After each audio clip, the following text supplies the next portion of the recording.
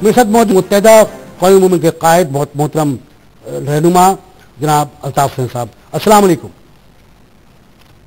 وعلیکم السلام ورحمۃ اللہ وبرکاتہ۔ الطاف بھائی کیسے ہیں آپ؟ ٹھیک ہیں؟ خیریت؟ کیسے ہیں ناصر بیگ چغتائی صاحب؟ آپ ٹھیک ہیں؟ الحمدللہ الحمدللہ۔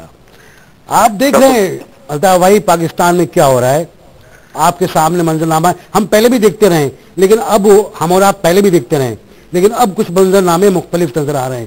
کیا سمجھتے ہیں کہ آپ ان حالات میں کیا کیا جائے؟ ناصر بیگ چغتائی صاحب، اس سے پہلے کہ میں آپ کے سوال کا جواب دوں، میں اب تک کے تمام جو کارکنان ہیں اور اب تک ٹیلی ویژن کے جو ناظرین ہیں، سامعین ہیں، ان سب کی خدمت میں اپنا سلام پیش کرنا چاہتا ہوں۔ السلام علیکم ورحمۃ اللہ وبرکاتہ۔ وعلیکم السلام۔ اب آپ کے سوال پر یہ ناصر بھائی منظرنامہ جو ہے وہ تو بڑا افسوسناک ہے اور پریشان کن بھی ہے، لمحہ فکریہ بھی ہے، اور ایک جیسے کہتے ہیں نا کہ ہر ایک تاریک سرنگ کے بعد ہلکی سی روشنی بھی نظر آتی ہے۔ ہم اس وقت تاریک سرنگ میں سفر کرتے ہوئے روشنی کے طالب ہیں۔ ہماری اس وقت مسلح افواج ایک طرف تو بارڈرز پر ہیں، ایسٹرن اور ویسٹرن بارڈرز پر، جس کو موجودہ بین الاقوامی حالات میں خالج یا جو وہاں نفری کی ضرورت ہوتی ہے اور جو ریزرو بیرکوں میں فوج ہوتی ہے ہر لمحے تیار، ان کی ضرورت ہوتی ہے، اور کسی اور جگہ فوج متحمل نہیں ہو سکتی اپنی خدمات انجام دینے کے لیے۔ لیکن ان تمام تر مشکلات کے باوجود مسلح افواج نے ملک کی سلامتی بقا کے لیے، پاکستان کے عوام کی جان و تحفظ سلامتی کے لیے، اور جو اہم فوجی عسکری تنصیبات ہیں اور جو سویلین اہم تنصیبات ہیں، اس کے علاوہ عام شہریوں کے تحفظ کے لیے جو فیصلہ کیا کہ ہم ان دہشت گردوں سے جو کبھی عسکری تنصیبات کو ہم دہشت گردی کے ذریعے اڑاتے ہیں، خودکش حملہ آوروں کے ذریعے اڑاتے ہیں، بموں سے اڑاتے ہیں، ریموٹ کنٹرول بموں سے کبھی حملے کر کے، ابھی حال ہی میں کراچی ایئرپورٹ پر جو اندھوناک سانحہ ہوا ہے وہ سب کے سامنے ہے، کوئی بہت پرانی بات نہیں ہے، بہت تازہ ترین واقعہ ہے۔ بالکل وہ سب کے سامنے کتنے بے گناہ بیچارے اس میں شہید کیے گئے. اور پھر سب سے بڑی بات یہ ہے کہ بین الاقوامی ایئرپورٹ ہونے کی حیثیت سے جو ساکھ کراچی انٹرنیشنل ایئرپورٹ کی اور سو سے چلی آ رہی تھی وہ بہت متاثر ہوئی ہے. اسی طریقے سے اگر آپ کھیلوں کا میدان دیکھ لیں تو آج ملک میں دنیا بھر کی خواہ فٹ بال ٹیمیں ہوں، کرکٹ کی ٹیمیں ہوں، ہاکی کی ٹیمیں ہوں، یا کون سی بین الاقوامی کھیلوں کی ایسی ٹیمیں ہیں جو سب جگہ جانے کے لیے تو تیار ہیں. ہمارے پڑوسی ملک بھارت میں آنے کے لیے تیار ہیں، لیکن پاکستان آنے کے لیے تیار نہیں ہے. آخر کیوں؟ کہ سری لنکن کرکٹ ٹیم پر جب حملہ ہوا تو اس کے بعد اور پھر آئے دن کے دہشت گردی کے حملے، اس کے بعد اور آئے دن کے جو بین الاقوامی سیاح آتے ہیں، مبصرین آتے ہیں، رپورٹرز آتے ہیں، وزٹرز آتے ہیں، ان کے اغوا، ان سے تاوان وصول کرنے، انہیں قتل کرنے کے جو واقعات ہو رہے ہیں، اس نے پاکستان کی ساکھ کو بری طرح متاثر کیا ہے.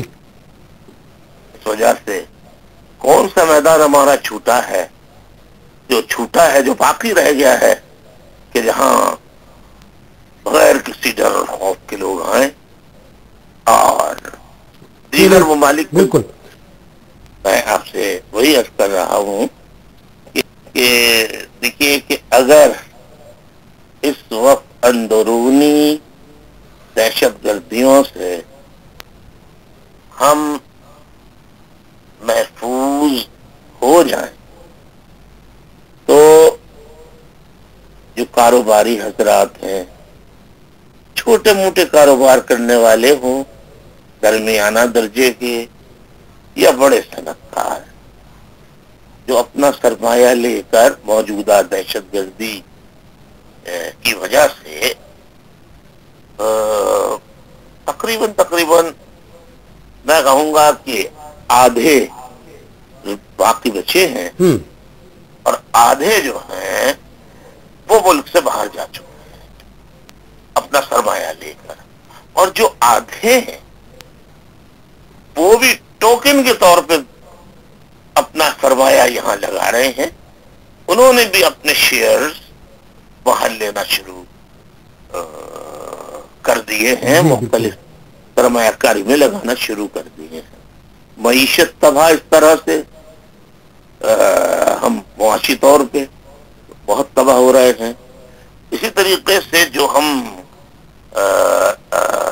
ایکسپورٹ کرتے ہیں، وہ ایکسپورٹ کا سلسلہ جب کارخانے نہیں کھلیں گے، چھوٹے موٹے کارخانے بھی نہیں کھلیں گے، بڑی صنعتیں نہیں کھلیں گی، تو ہماری پیداوار کیا ہوگی اور ہم ایکسپورٹ کس طرح سے کر سکتے ہیں؟ تو یہ ہمیں صورتحال یقینی بہت صورتحال خراب ہے ہماری، لیکن آپ نے کہا ہے کہ روشن امید ہے.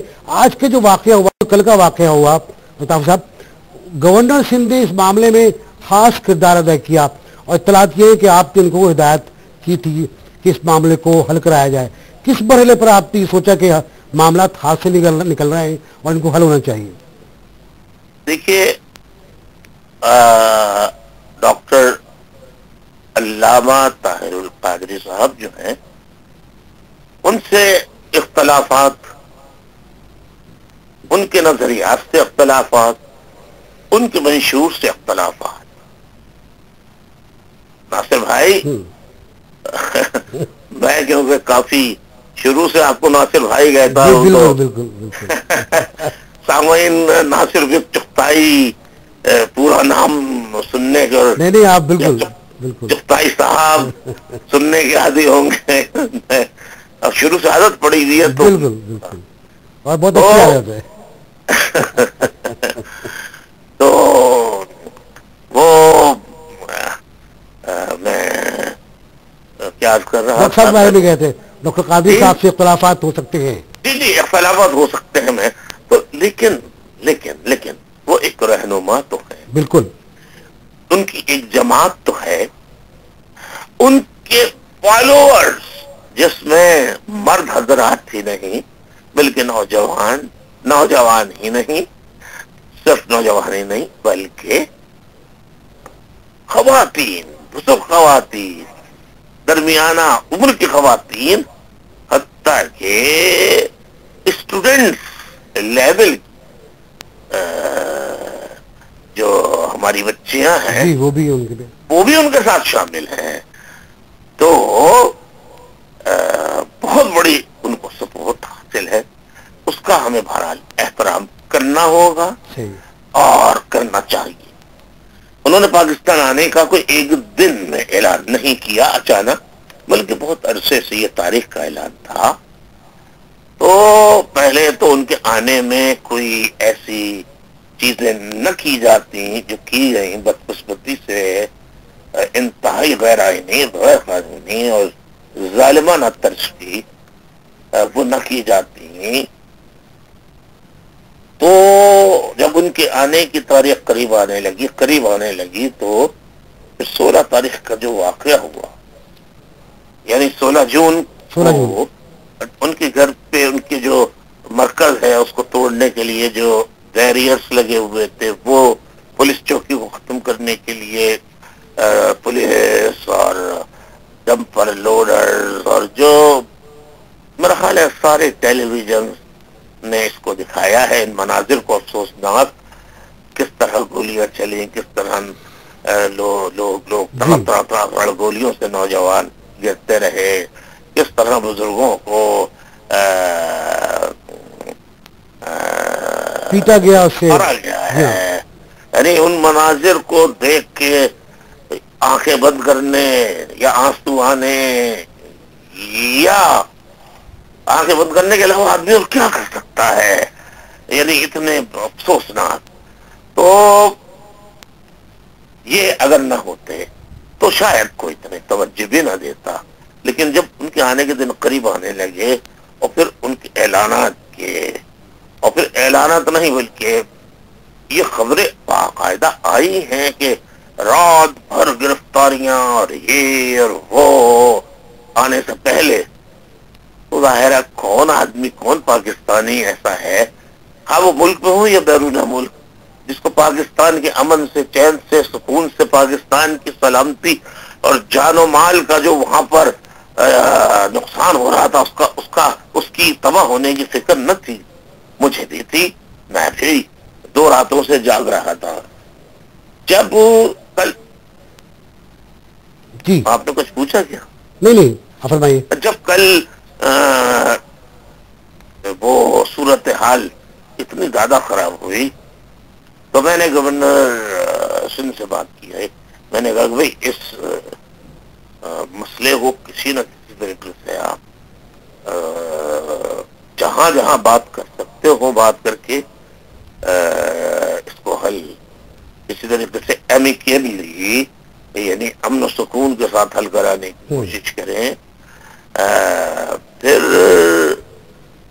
جب بات اس کی آئی کہ اب وہ ان کا طیارہ کراچی کی حدود میں کراچی کہہ رہا ہوں، اسلام آباد کی اسلام حدود آباد میں داخل ہو گیا ہے اور اسلام آباد میں بس اب اترنے والا ہے.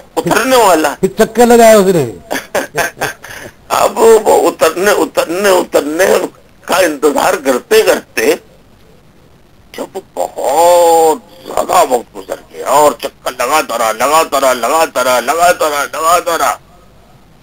پھر اس کے بعد جب اس پہ تبصرے آنا شروع ہوا، تقریر اور پھر یہ ہوا کہ وہ ہائی جیکنگ کی بات آنے لگی. تو پھر جناب معلوم یہ ہوا کہ وہ جو جن کمپنیوں کی وہ طیارہ تھا تو وہاں پر بھی تشویش ہوئی تو یہ ہائی جیکنگ کا جب لفظ آنے لگا جی تو میں نے کہا اب تو یہ انٹرنیشنل مسئلہ بن جائے گا اور ملک کی بہت بڑی بدنامی ہوگی. پھر میں نے دوبارہ تیسری مرتبہ فون کیا. میں نے کہا گورنر صاحب اشرف العباد اب آپ ضرور بات کیجئے اور گورنر کی حیثیت سے بات آپ ضرور کیجئے, لیکن آپ ایم کیو ایم کے بھی کارکن رہے ہیں, کیونکہ آپ نے پھر بعد میں جب گورنر بنے تو ایم کیو ایم ظاہر ہے آپ سے آپ علیحدگی اختیار کی آپ نے, کیونکہ آپ کی نیوٹریلٹی رہنی چاہیے تھی. میں نے کہا ہر حوالے سے, پرانے حوالے سے جو میرا رشتہ آپ سے رہا ہے, میں اس کے حوالے سے بھی کہتا ہوں کہ پاکستان میں مزید خدا نخواستہ قتل و غارت گری یا بدنامی ہے اس سے بچانے کے لیے کچھ کرے. پھر انہوں نے چودھری شاہ صاحب سے بات کی, شہباز شریف صاحب سے بات کی, طاہر القادری صاحب سے بات کی, میں نے خود طاہر القادری صاحب سے بات کی. ادھر ڈاکٹر خالد مقبول صاحب نے گورنر پنجاب سے بھی بات کر کے ان سے کہا کہ ہم بھائی بھی بھائی تک اس مسئلے کو پہنچاتے ہیں اور آپ کو پیغام بھی دیتے ہیں. پھر میں نے کہا کہ میں پھر طاہر القادری صاحب سے کہا کہ گورنر صاحب آ رہے ہیں, آپ بھی ذرا